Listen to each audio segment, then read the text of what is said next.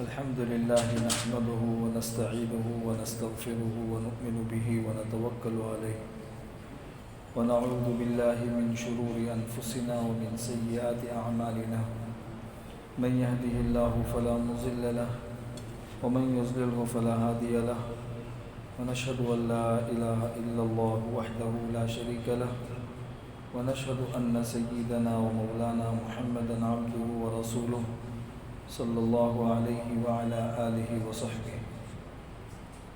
أعوذ بالله من الشيطان الرجيم. بسم الله الرحمن الرحيم. وعباد الرحمن الذين يمشون على الأرض هونا وإذا خاطبهم الجاهلون قالوا سلاما. وقال رسول الله صلى الله عليه وسلم: المسلم من سلم المسلمون من لسانه ويده. دیکھو بھائیو، دوستو اور بزرگوں، آپ لوگوں نے اکثر بیانات میں سنا ہوگا کہ دین کے بنیادی طور پر 5 شعبے ہیں. ایک ایمانیات ہے جس کے اندر عقائد وغیرہ یہ ساری چیزیں آ جاتی ہیں. دوسرے عبادات ہے جس میں نماز، روزہ، حج، زکوٰۃ، کی تلاوت قرآن یہ سب چیزیں آ جاتی ہیں. تیسرا معاملات ہے جس میں تجارتی معاملات ہے، قرض کے معاملے ہیں، یہ سارے کی ساری چیزیں آ جاتی ہیں. چوتھے ہیں اخلاق. اخلاق کے ضمن میں صبر ہے، شکر ہے، اسی طریقے سے دوسروں کے ساتھ احسان کرنا ہے، اپنی زندگی کو تکبر سے بچانا ہے، تواضع والی زندگی اختیار کرنی ہے، حرص اور لالچ سے اپنے آپ کو بچا کر قناعت والی زندگی اختیار کرنی ہے. یہ تمام کی تمام چیزیں اخلاق کے ضمن میں آ جاتی ہیں. 5واں حصہ ہے معاشرت. معاشرت کا مطلب ہے آپس کا رہن سہن، آپس میں ایک کا دوسرے کے ساتھ میں برتاؤ، جس کے ضمن میں اولاد اور ماں باپ کے درمیان کے تعلقات آتے ہیں، شوہر اور بیوی کے درمیان کے تعلقات آتے ہیں، رشتہ داروں کے آپس میں ایک دوسروں کے ساتھ میں تعلقات آتے ہیں، ایک پڑوسی کے دوسرے پڑوسی کے ساتھ میں تعلقات آتے ہیں، ایک عام مسلمان کے ساتھ میں کیا تعلقات اور حقوق ہونے چاہیے وہ آتے ہیں.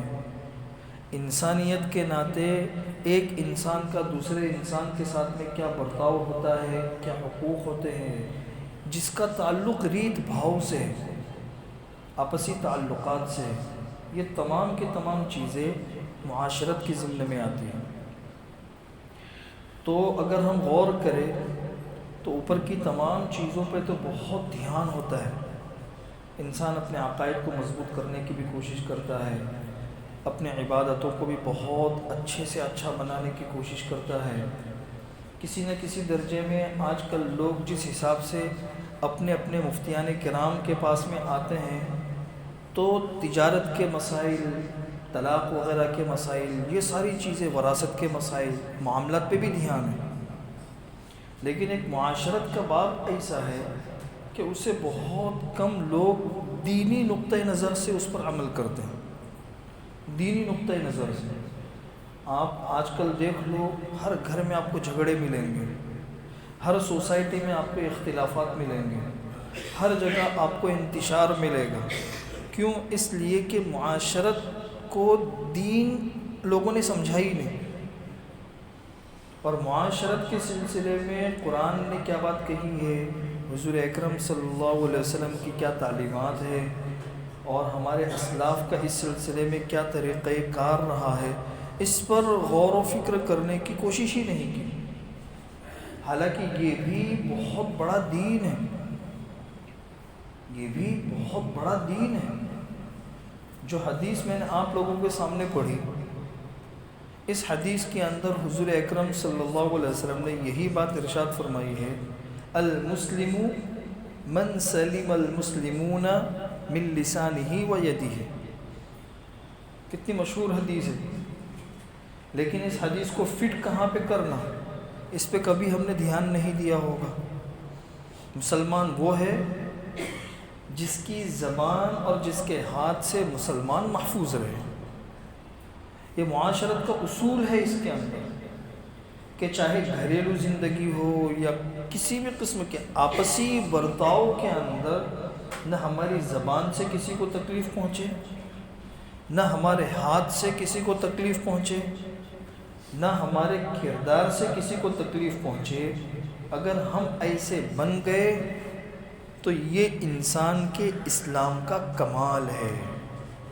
المسلم من سلم المسلمون من لسانہ و یدہ، جس کے ہاتھ اور جس کی زبان سے کسی کو تکلیف نہ پہنچے۔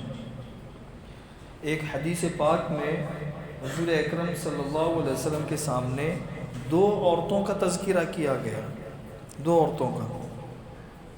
ایک عورت تو وہ تھی جو بہت کثرت سے نماز پڑھنے والی، روزہ رکھنے والی، قرآن کریم کی تلاوت کرنے والی، مطلب اس کی عبادات بہت مضبوط تھی، لیکن ساتھ میں وہ اپنے پڑوسیوں کو تکلیف بھی پہنچاتی تھی۔ اب تکلیف کی جو بھی شکل رہی ہو، جتنی بھی رہی ہو، وہ اپنی مزاج سے اور اپنی حرکتوں سے باز نہیں آتی تھی۔ اور دوسری وہ عورت تھی جس کے اندر اتنی زیادہ روزوں کا اہتمام، نماز کا اہتمام، فرائض کی حد تک تو تھا، لیکن فرائض سے آگے بڑھ کر سنتیں اور نفل کے درجے میں جتنے عبادتیں ہوتی ہیں وہ اس کے پاس میں نہیں تھی، لیکن اتنا تھا کہ وہ اپنے پڑوسیوں کو تکلیف نہیں پہنچاتی تھی۔ اس کے پڑوسی اس کی مٹھاس سے، اس کے کردار سے اور اس کی عادتوں سے خوش تھے، کسی کو تکلیف نہیں تھی۔ حضور اکرم صلی اللہ علیہ وسلم نے ارشاد فرمایا کہ یہ جہنمی ہے اور یہ جنتی ہے۔ معاشرت پر عمل کرنے والی چاہے اس کی عبادت میں کمی ہے، لیکن حضور اکرم صلی اللہ علیہ وسلم نے اس کو کیا بتایا بھائی؟ جنتی بتایا۔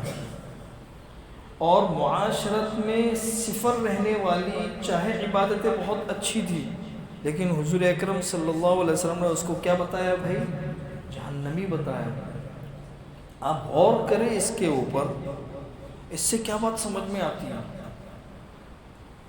اسی طرح قرآن کریم کی جو آیت میں نے ابھی آپ لوگوں کے سامنے پڑھی، جو 19ویں پارے میں پاؤ پارا جہاں پہ ختم ہوتا ہے وہاں پر ہی یہ آیت ہے، وَعِبَادُ الرَّحْمَنِ الَّذِينَ يَمْشُونَ عَلَى الْأَرْضِ هَوْنًا۔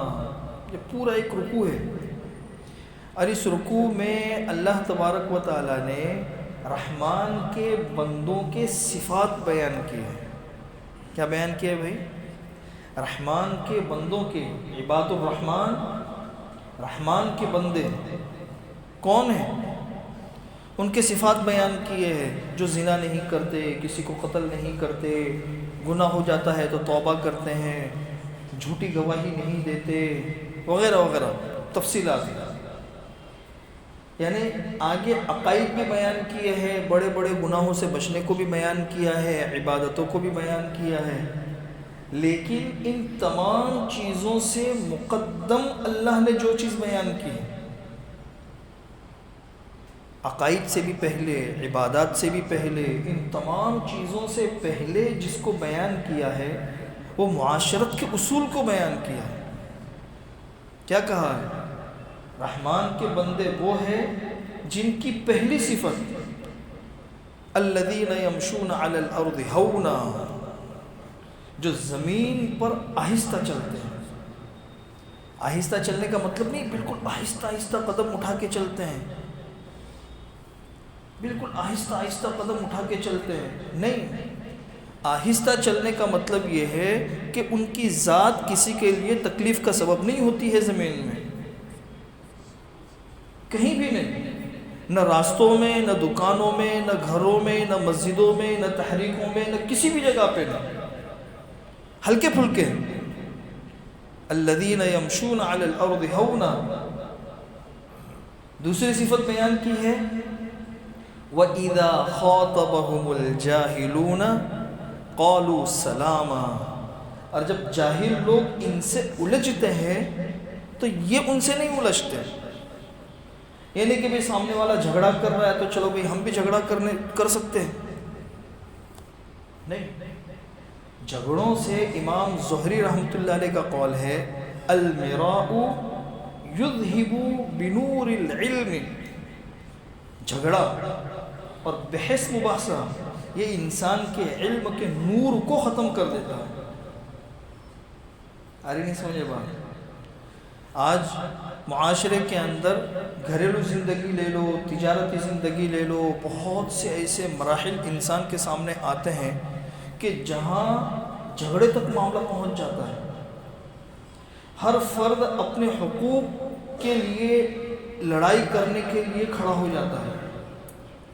ظاہر سی بات ہے کہ جب ہر انسان اپنے حقوق کے لیے لڑائی جھگڑا کرنے کے لیے کھڑا ہو جائے گا، اس وقت اپنے حق سے دستبردار ہو جانا، جھگڑے سے اپنے آپ کو بچانا، یہ کوئی معمولی چیز نہیں ہے، یہ بہت بڑے جگر گردے کا کام ہے۔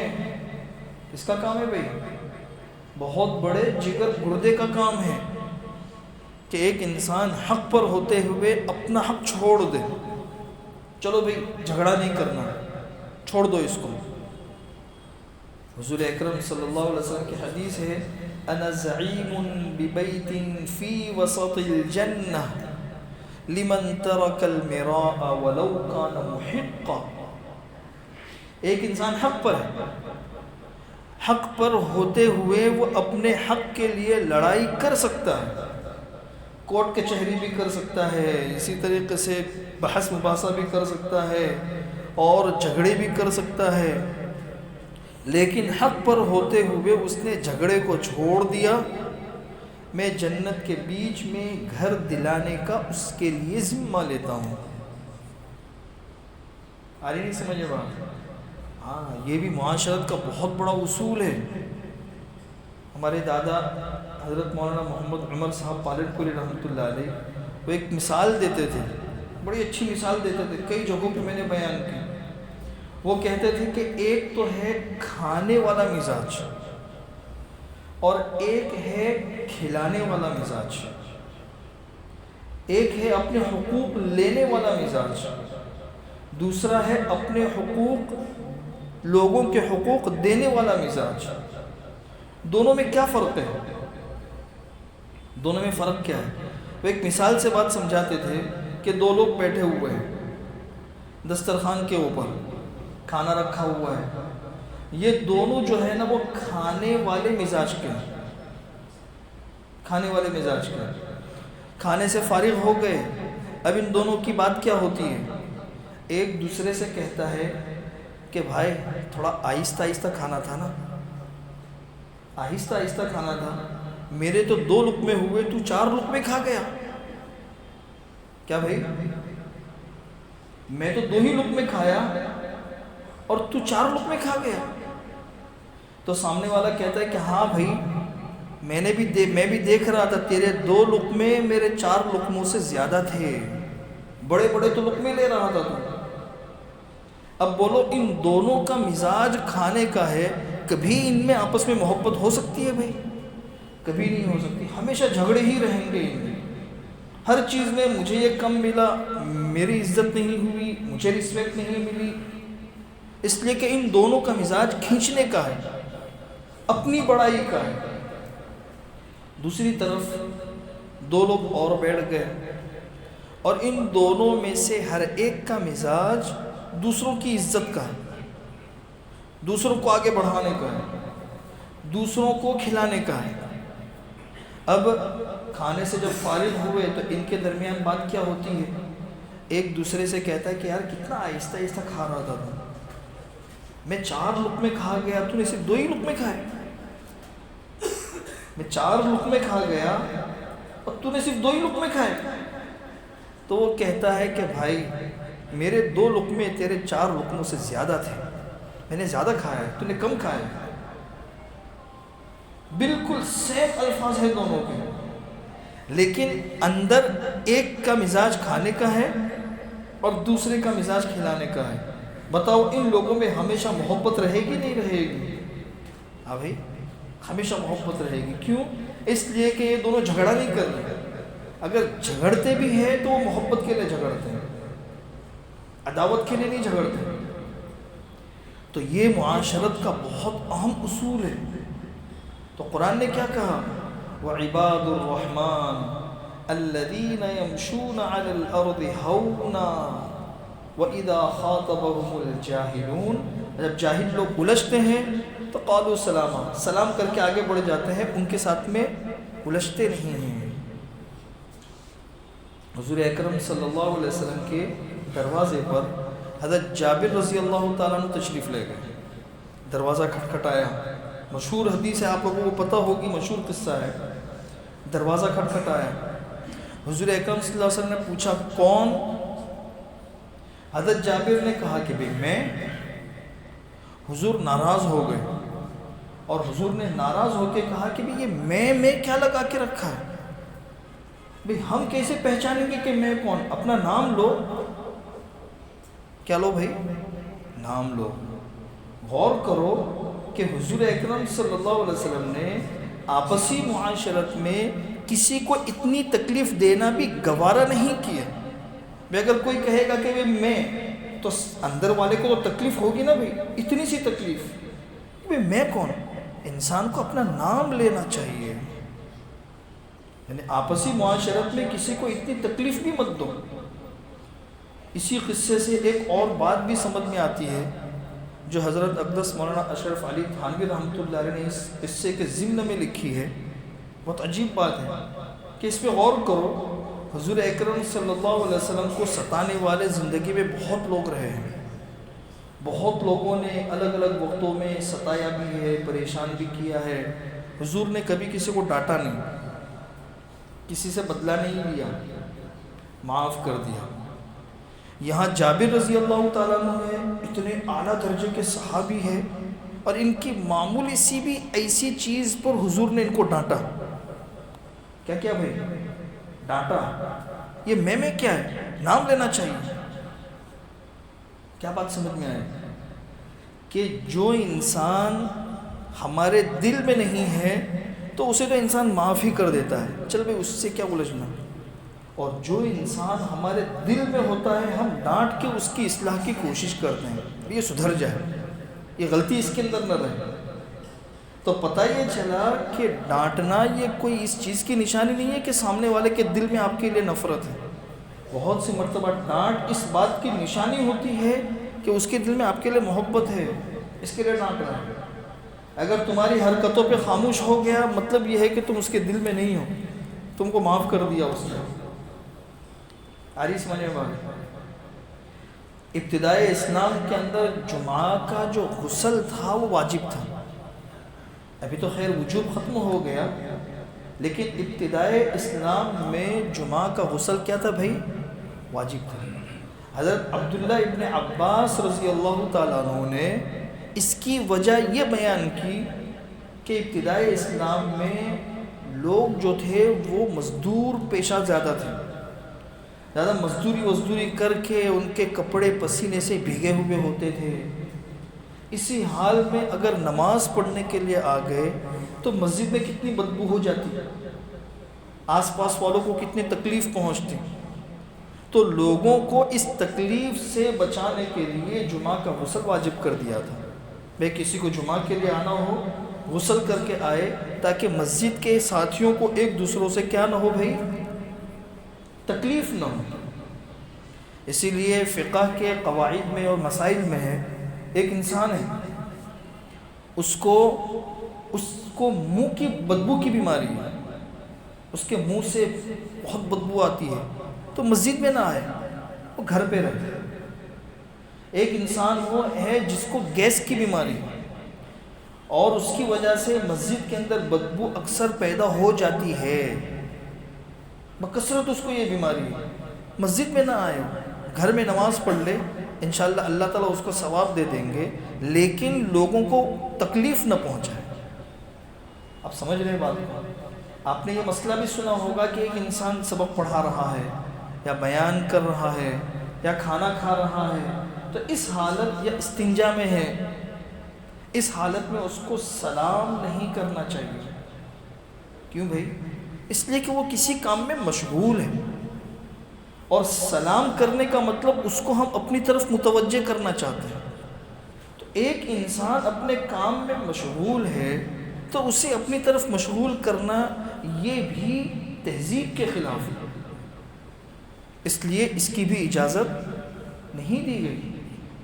اس کے علاوہ ہم ڈھونڈیں گے تو بے شمار مثالیں احادیث کے اندر ہم کو مل جائے گی جو یہ اصول ہم کو سمجھاتی ہے۔ حضرت مقداد ابن اسود رضی اللہ تعالیٰ عنہ ایک بہت بڑے صحابی ہیں، وہ ارشاد فرماتے ہیں کہ جب حضور اکرم صلی اللہ علیہ وسلم گھر میں تشریف لاتے رات کے وقت میں تو کافی دیر ہو گئی ہوتی تھی، گھر والے کتنی مرتبہ سو جاتے تھے، تو جب گھر میں آتے تو ظاہر سی بات ہے گھر میں داخل ہونے کے بعد سلام کرنا سنت ہے، ٹھیک ہے نا؟ سلام کرنا کیا ہے؟ سنت ہے، لیکن حضور سلام کرتے تھے اتنی آواز سے کہ اگر کوئی جاگ رہا ہوتا تو اس کے کان میں آواز پہنچ جاتی، وہ سلام کا جواب دے دیتے، اور اگر کوئی سویا ہوا ہوتا تو اس کی نیند کے اندر خلل نہ پڑتا۔ یہ اپنے آس پاس رہنے والوں کے ساتھ میں رعایت کی بہت باریک باریک مثال ہے۔ صحابہ کہتے ہیں کہ حضور کی مجلس میں جو آتا وہیں پہ بیٹھ جاتا، سب کے لیے یہ ترغیب تھی، ایسا نہیں کہ بھی کوئی آیا پھلان، ہاں کوئی بہت معزز انسان ہے وہ الگ چیز ہے، لیکن جہاں انسان آئے وہیں پہ بیٹھ جائے، کیونکہ پھلان کر آنے میں لوگوں کو کیا ہوتی ہے بھائی؟ تکلیف ہوتی ہے۔ ہمارے اکابرین کی زندگی کے اندر بھی آپ دیکھو گے تو اس کے نمونے ملیں گے۔ حضرت تھانوی رحمۃ اللہ علیہ کی زندگی اور ان کے واقعات لے لو، اور ان کے بعد کے اکابرین کے واقعات لے لو، تو سمجھ میں آتا ہے کہ ان چیزوں کی کتنی رعایت تھی ان لوگوں کے یہاں پہ۔ حضرت مفتی شفیع صاحب رحمۃ اللہ علیہ، جو مفتی تقی صاحب دامت برکاتہم کے والد ہیں، جنہوں نے معارف القرآن لکھی ہے، ان کا قصہ مفتی تقی صاحب نے ایک کتاب کے اندر لکھا ہے کہ ہمارے والد صاحب کی پوری زندگی اس بات کا عملی نمونہ تھی، اپنا کام خود ہی کر لیتے تھے، کسی کو حکم نہیں دیتے تھے، کسی کے لیے بوجھ نہیں بنتے تھے۔ پھر اس کے بعد انہوں نے قصہ لکھا ہے، میں جب اس قصے پر پہنچا تو پڑھتا ہی رہا کہ یار کتنی اونچی سوچ ہے ان لوگوں کی۔ انہوں نے قصہ لکھا کہ ہمارے والد صاحب کے انتقال سے 10 دن پہلے جو رمضان المبارک کا مہینہ تھا، اس میں ان کو بار بار دل کا دورہ پڑتا تھا، دل کا دورہ۔ بہرحال پھر افاقہ ہو جاتا تھا، پھر دل کا دورہ پڑتا تھا، پورے رمضان یہ رہا، اور رمضان کا مہینہ گزر گیا۔ اب رمضان کا مہینہ ایسا ہوتا ہے کہ ہر انسان اس میں موت کی تمنا کرتا ہے، موت کی دعا بھی کرتا ہے۔ کیوں بھائی؟ ایک تو انسان کے لیے فخر کا سبب ہوتا ہے، لوگ یاد رکھیں گے ارے بھائی کتنا نیک انسان تھا، رمضان میں اس کا انتقال ہوا۔ اور بھائی قبر کے اندر سوال جواب انسان کے معاف ہو جاتے ہیں، اور بھی بہت ساری چیزیں ہوتی ہیں۔ تو جب رمضان المبارک کا مہینہ گزر گیا تو مفتی شفیع صاحب رحمۃ اللہ علیہ نے کہا کہ رمضان المبارک کے مہینے میں جب بار بار میری طبیعت خراب ہو رہی تھی تو دل کے اندر تو خواہش تھی، دل کے اندر تو ہر انسان کے ہوتا ہے کہ رمضان میں میری موت آئے، لیکن اس کی نہ میں نے تمنا کی نہ اللہ سے دعا کی۔ کیا بھائی؟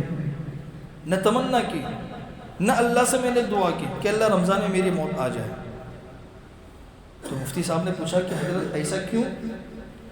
تو مفتی شفیع صاحب رحمۃ اللہ علیہ نے فرمایا کہ اس لیے کہ مجھے یہ اندیشہ تھا کہ اگر رمضان میں میرا انتقال ہو گیا تو تجہیز و تکفین میں، جنازے کے ساری چیزوں میں تم لوگوں کو تکلیف ہوگی۔ رمضان کی مصروفیات ہوتی ہے نا، انسان روزے سے ہوتا ہے، تراویح پڑھنی ہوتی ہے، انسان کا پورا شیڈیول بنا ہوا ہوتا ہے، تو کہیں گھر والوں کو اور میرے متعلقین کو تکلیف نہ ہو، اس لیے میں نے نہ دعا کی نہ تمنا کی۔ بتاؤ، یہ ہے وہ بنیادی چیزیں جو معاشرت کے اصول ہیں۔ حضرت سلمان فارسی کو حضور اکرم صلی اللہ علیہ وسلم نے ایک صحابی کا بھائی بنایا تھا. وہ اکثر جاتے رہتے تھے مدینہ منورہ میں ان کے گھر. تو ایک مرتبہ گئے تو ان صحابی کی جو عورت تھی تو وہ ایک بالکل معمولی سے کپڑے میں کھڑی ہوئی تھی. تو کہا کہ بھابھی آپ ایسے کپڑوں میں کھڑی ہوئی ہو, تھوڑا سا اچھا بن کے رہنا چاہیے تاکہ ہمارے بھائی آئے تو ان کو اچھا لگے. تو بھابھی نے کہا کہ میں کیا کروں, تمہارے بھائی آتے ہیں کوئی توجہ ہی نہیں دیتے میری طرف, بس آتے ہیں اپنی عبادت وغیرہ میں مشغول ہو جاتے ہیں. تو کہا کہ چلو ٹھیک ہے. تھوڑی دیر کے بعد وہ صحابی تشریف لائے.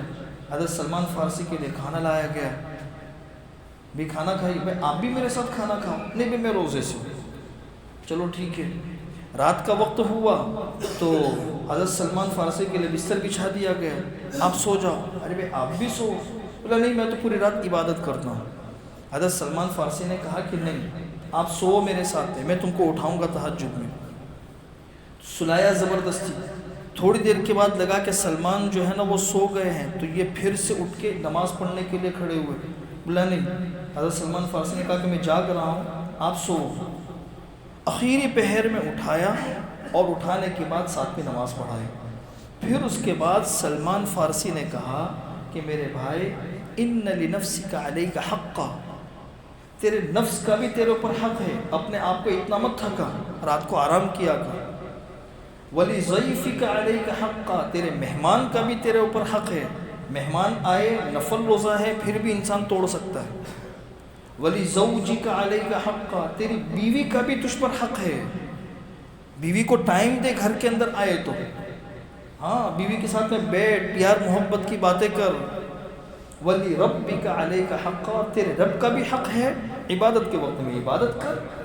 فَأَعْطِ كُلَّ ذِي حَقٍّ حَقًّا, ہر حق والے کو اس کے وقت میں اس کو حق دے.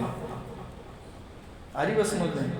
یہ بتایا جس طرح ہمارے گھر میں فریج ہوتی ہے, انڈا رکھنے کی جگہ الگ ہوتی ہے, گوشت رکھنے کی جگہ الگ ہوتی ہے, آئس کریم رکھنے کی جگہ الگ ہوتی ہے, اسی طرح ہماری زندگی میں ہر چیز کا وقت ہونا چاہیے. تجارت کے وقت میں تجارت, معاشرت کے وقت میں معاشرت, عبادت کے وقت میں عبادت. یہ ہے اصل دین. جب یہ دونوں صبح کے وقت میں مسجد میں تشریف لائے تو ان صحابی نے حضور اکرم صلی اللہ علیہ وسلم سے کہا کہ بھئی سلمان نے مجھے یہ بات کہی ہے کہ ان لنفسک علیک حقا ولزوجک علیک حقا, یہ پوری. حضور اکرم صلی اللہ علیہ وسلم نے ارشاد فرمایا کہ سلمان نے صحیح کہا تجھے. سلمان نے کیا کہا بھائی؟ صحیح کہا. جو معاشرت کے بنیادی اصول ہے, ہر ایک کو اس کے وقت میں وقت دو, ہے نا بھائی. اس لیے بس اسی پر میں اپنی بات ختم کرتا ہوں, وقت ہو چکا ہے. اللہ تبارک و تعالی ان تمام باتوں پر عمل کرنے کی ہم سب کو توفیق نصیب فرمائے.